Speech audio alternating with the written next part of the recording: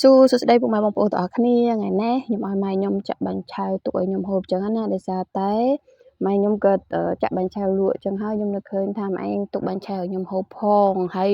និយាយពីខ្ញុំចូលចិត្តណាស់បាញ់ឆៅបងប្អូនអើយហើយថាខែនេះវិញគឺថាសម្បូរលក់ធម្មជាតិគឺ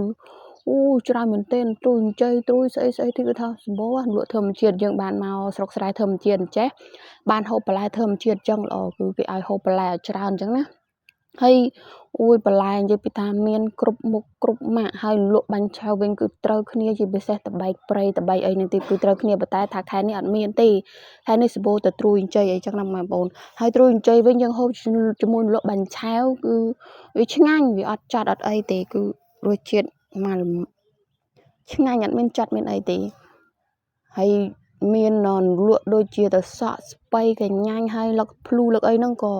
ត្រូវគ្នាដែរបើថាអ្នកចេះហូបវិញគឺឆ្ងាញ់ណាស់ខ្ញុំនិយាយរួមទៅ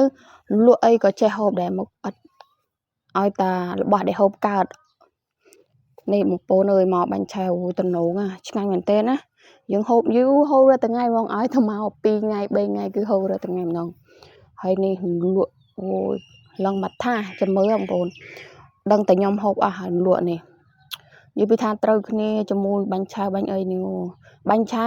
យើងចង់ហូបឆ្ងាញ់ទៅតែមានលក់ច្រើនចែងបានឆ្ងាញ់បងប្អូនបើយើងហូបតែបាញ់ឆៅទេក៏វាអត់ឆ្ងាញ់ដែរបាញ់ឆៅគឺត្រូវលក់ច្រើនណាស់យើងហូបបាញ់ឆៅតែមានលក់ច្រើនតែមិនឆ្ងាញ់ហើយមានជីនឹងវងជីឆ្អាបជីសង្ឃហុំអីនឹងមក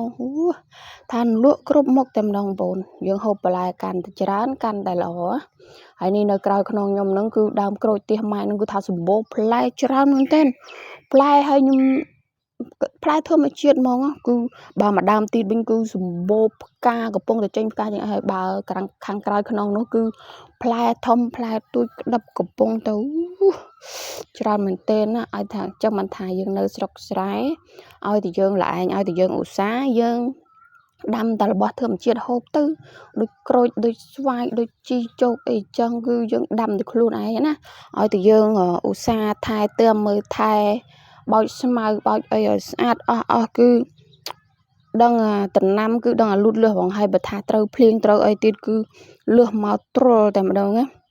ហើយនេះពីអ្នកម៉ែបងប្អូនអូយឆ្ងាញ់មែនទែនហើយនេះទ្រូយចៃបងប្អូននេះទ្រូយចៃចាក់